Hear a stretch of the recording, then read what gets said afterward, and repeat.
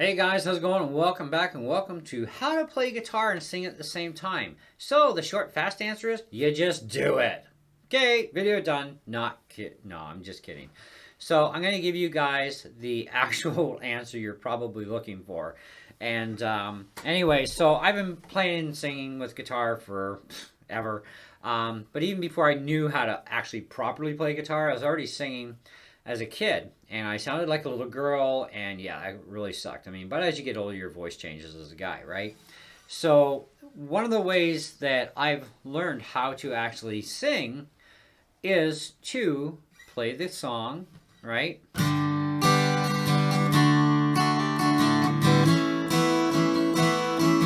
I know the key it's in the key of G, right?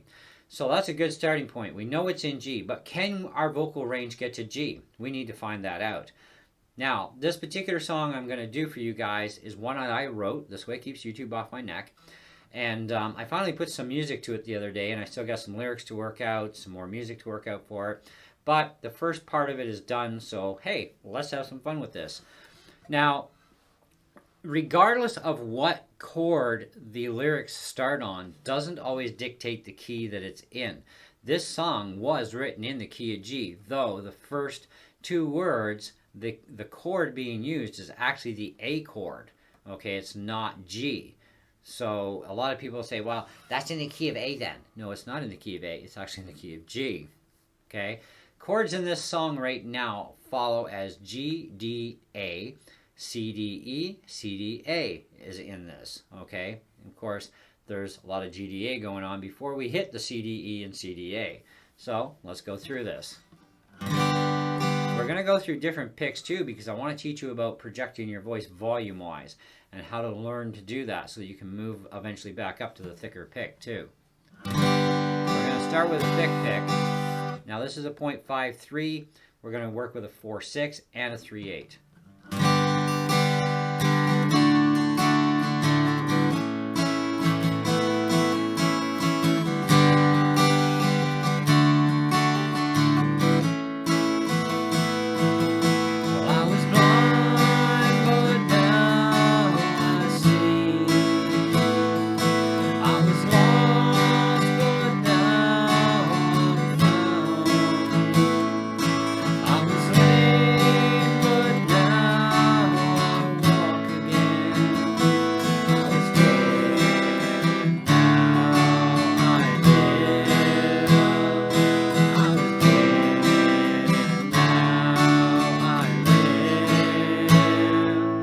Okay, so that's the first part of the song. Now you probably heard more guitar, less vocals, right? I'm trying to project, but without being too loud, because you're not going to scream out these lyrics. It's a mellow tune, okay? So, but you have to project, you have to pronounce the words as they should be, which means mouth movement, okay? Which is kind of weird sometimes when you see some singers, but hey, that's the way it's done. So, in this pick, it becomes a little on the thick side, even trying to play softer, okay? Though you can play softer with a thicker pick, it means you have to have more stick out in order to do that, right? This is also a bad technique as a guitar player to do that because it's going to impede you for when you need the short stick out if you happen to have any of this stuff going on, right? Or if you need to do that sort of thing. It's going to be really hard and sloppy and cause you to screw up a lot if you have too much sticking out. So you need to have a 1/4 of an inch or less stick out and still be able to play soft and gentle for those songs that require that. And for more aggressive stuff, you do have to be a thicker pick. But at the same time, you have to really project your vocals. You have to learn to project, okay? So let's move down to the 0.46 mil, okay? That was a 0.53.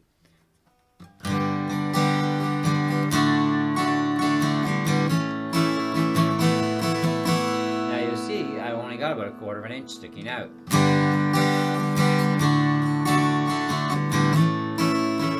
Already I can play softer.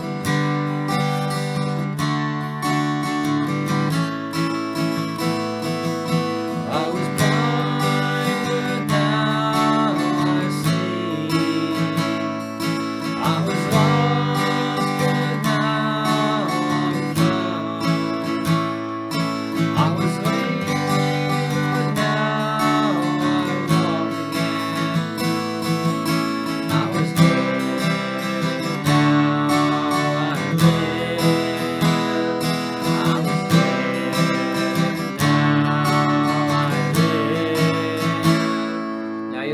noticed I did have a little boo-boo, but I corrected it pretty quick too.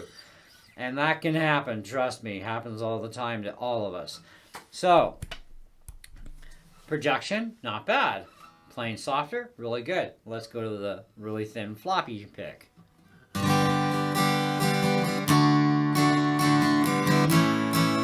notice your tone gets quieter, a little bit brighter too.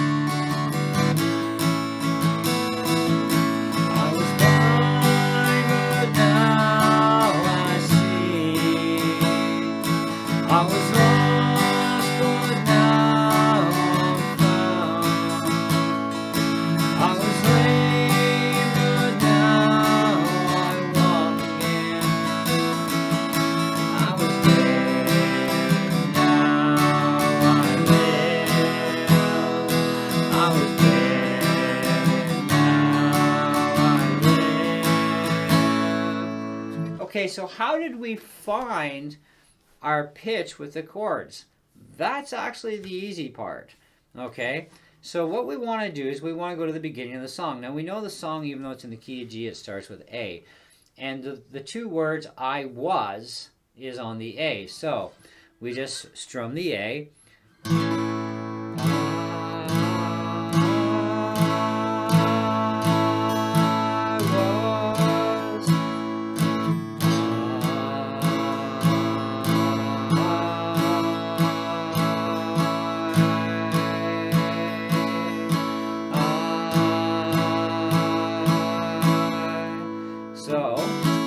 The I was, so I was blind. So B, blind, blind.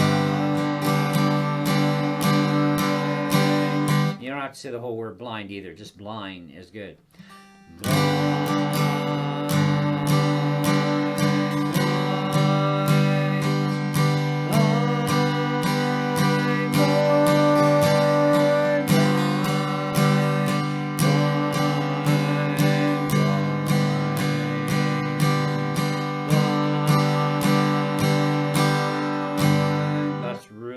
Pretty much dead on. Okay, so then we have a D. So C.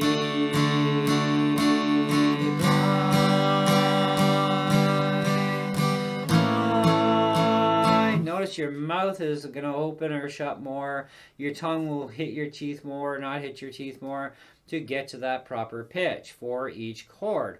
And that's how you work out, matching your vocals to the guitar, to the chords, because you need to do that to sing the song.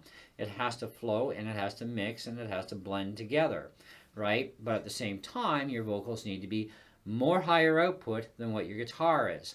Now, in the situation where you're playing in a band and you've got a mixer going and somebody's balancing you out, you still have to sing properly and play properly, but the person, the engineer on the board, can raise your vocals more and cut your guitar back a lot more and the other instruments back more so that you are heard. Because if people can't hear you sing, they can't follow you. And this was something I struggled with for many years. When I was back in, this has got to be, 15 years ago or so. I was playing in church Wednesday night groups. It's house to house. We called them cell groups. Kind of a weird name for it, but anyways, I was doing a lot of worship leading, and one of the problems that I struggled with was I could play just fantastic, right? No problem, play the songs the way they're written, not a big deal, but my vocals suffered, and this is what would happen.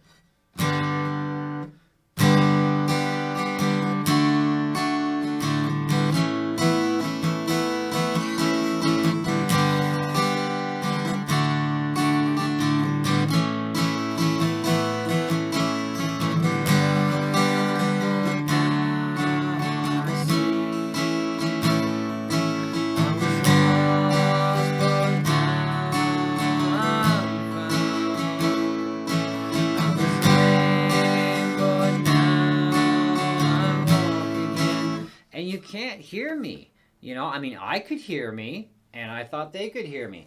But here's where the problem is, especially with acoustic guitars, but pretty much any guitar, is this is facing people, not you. So when you're behind the guitar, you're not hearing it for its real true volume output that's happening.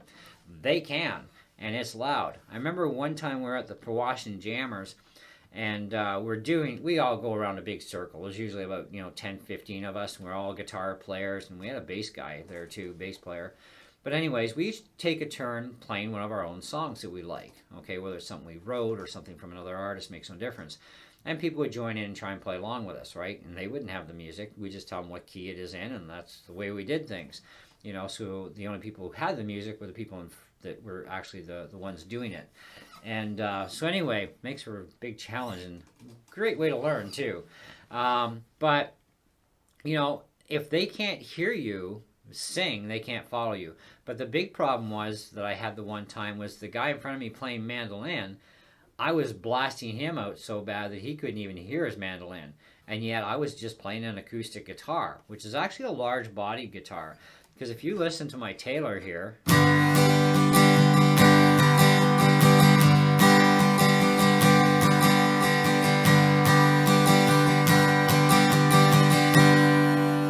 okay, now I go and I grab my Epiphone J200. Now, this is a pretty big bodied guitar, which, it's a little bit bigger than my Takamine was that I was using at the time. But to do the same thing,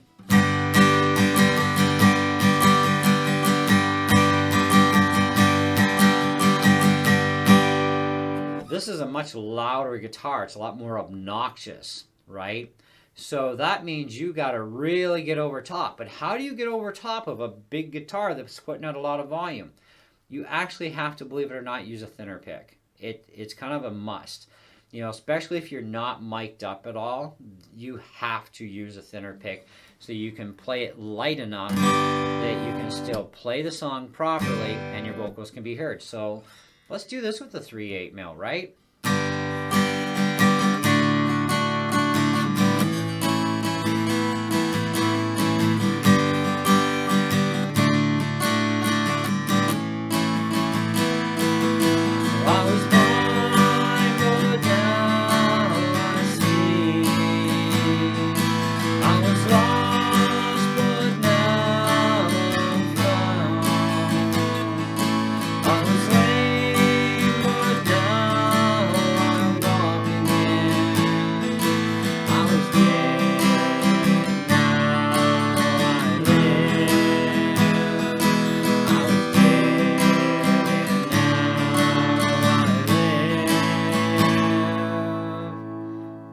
So if we change guitars out, I'll do that the same way, same pick, just a different guitar.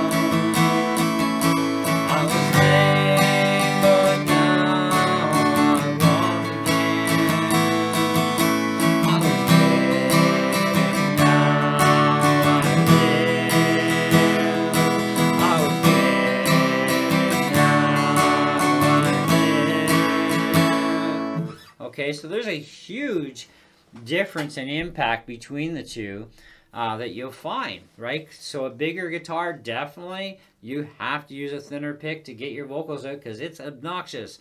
This is not as obnoxious, but it's still pretty loud either way.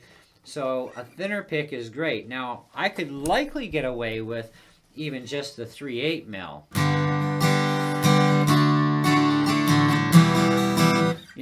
And that wouldn't be a big deal. So your key things are you have to know how the song goes, obviously. Download the version that is equivalent to being the exact same key and everything as the original artist. Try it with theirs first. See if you can do the chords. See if you can do the key. Now, if you don't know the chords because they're more of an advanced chords, you've got sharps and stuff in there. You need to know those chords, or you need to be able to use a capo on your guitar neck in order to achieve those chords. all of the voicings will be different. So if you listen to an A here and an A here,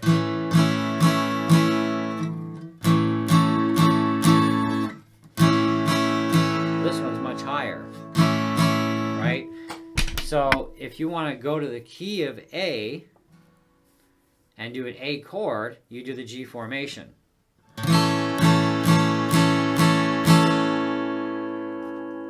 So now, if you were to start this key, this song actually in the A formation, you're not doing A anymore. Now this is a B chord.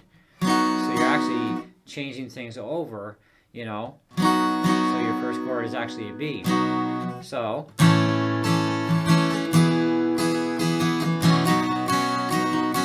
sounds very similar, doesn't it?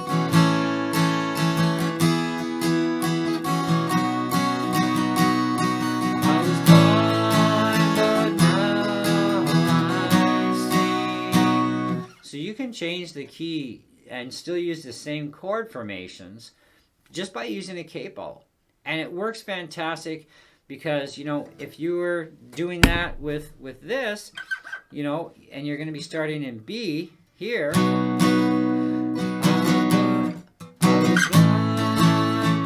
You know, it's kind of like, now you could do it, but it sounds so different, and the voicing of these chords is so different. It's kind of like, this is just not right, you know.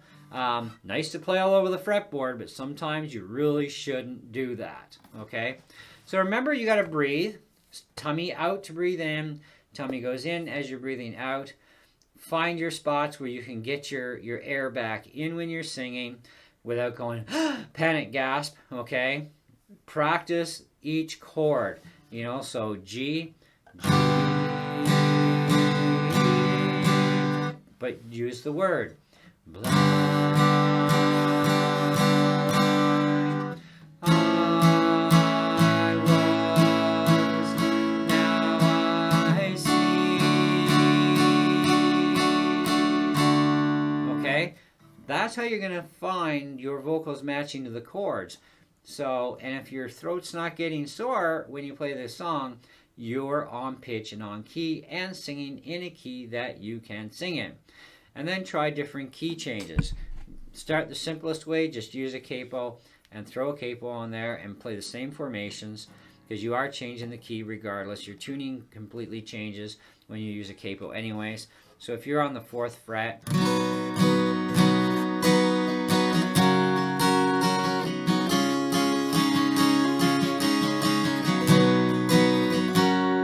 and to find out what chords you're actually doing, I mean, it's pretty simplified. So this is A flat, so this is a G sharp. So when you move this up one, this slides up one, this is now an A. Slide it up again, this slides up, you're A sharp. On the 4th fret, you're in B. Okay? So things do change, right? But you're starting on the A chord here. Even though the song's written in G, this secondary chord is actually the key you're really in. All right, so if we take that and we move that, you know, backwards to the beginning, we now know what key we are actually in. Or we go from the beginning to here, we can actually find our key. So put your finger here, A sharp, B, C, C sharp.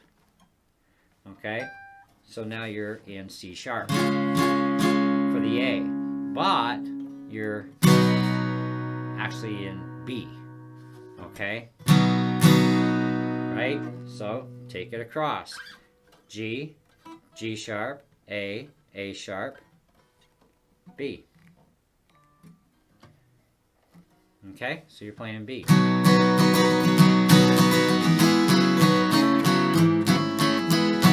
And it saves you from doing the advanced chords if you really don't want to or you don't know them already. Capos are wonderful tools for that. And it also is great to help you with your vocal pitch to still play those same chord formations that are familiar, but at the same time, you can get your vocal pitch going properly too, so you can still play the same song in the same formations, in the same rhythmic pattern, same everything, except you are changing, obviously, your key and your chords when you use the capo. So that's another little trick. The capos are great for vocal range. We do a song in church, Alive Forevermore, and it's played in 5C key of F. Now I can play it and sing it in F here, and I do an F, right? And that song is, the first chord is actually going to be an F, but it's 5C, so the positioning is C is what it's telling us, but we are in the key of F. So if we listen to this, that's pretty high for me. But if I go here, back down, it's just a slightly lower toned version, and I can actually sing the song much better playing without the capo. So when we do this song in church, our main worship leader, he uses the capo, because that's how he does it. I take the capo off, and I change my chord formations around so that I'm actually doing the key of F, same as him. So, and then I can sing it better that way. Anyway, that's what I got for you. So hopefully this was enough information, but if it wasn't, just ask and I'll do the best I can to answer it. But I'm pretty sure this video is definitely going to help out a lot of you to learn to be able to play and sing at the same time, but also learn how to find the ranges of your own voice too.